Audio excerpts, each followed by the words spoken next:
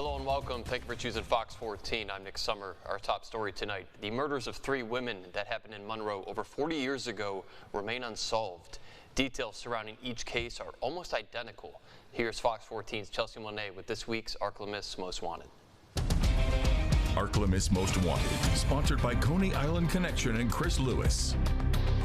Over the next several weeks, we'll be talking about 3 different women. Over 40 years ago, these women were murdered just 9 months apart. There's no doubt these cases share similarities, but do these women share the same killer? The families of the victims have not given up hope, and today, investigators are back on the case. 3 women, 3 murders, similar situations.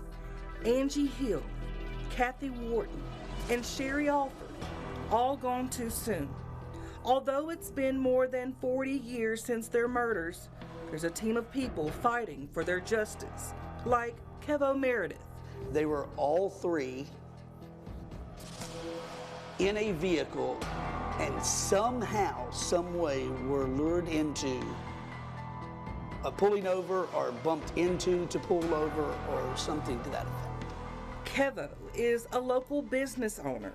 When he and friend Carol Brown learned the stories of these 3 ladies, they just knew they had to help. He's interviewed the sisters of all 3 victims on his new podcast, Destination Justice, and is the appointed spokesperson for the families. We start with the first victim, Angie Hill. In August of 1980, Angie was found murdered on the south side of Monroe. Her body discovered near an industrial park near Richwood Road number 2.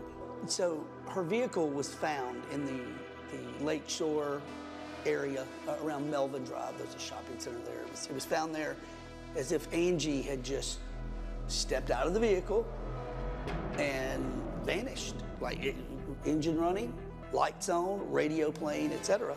Angie was planning a normal night out as she was getting off of work. She had worked at a convenience store, which is right off what was then NLU, right off campus on Desert, Highway 80 Desert. And I cannot remember the name of the store for the life of me. I know exactly where it's at, but it's by where the neighborhood market Walmart is now. But yes, so she left there, took a coworker home, and was en route to take the night's deposit, cash, to the owner or boss's house, which she always did. This was not an uncommon thing, and never made it there. In 2021, we spoke to Angie's sister, Dorothy Hill. She's heartbroken and wants answers.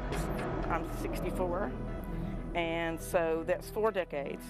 And at best, I may have 2 decades left. If I'm lucky, I may have 4, but we all know the last 2 of those won't be pleasant.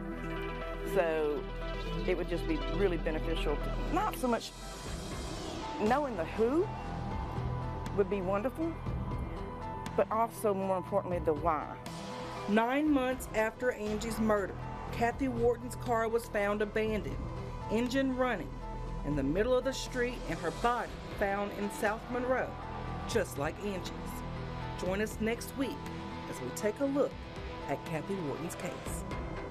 Got a tip? Call Crime Stoppers at the number on your screen.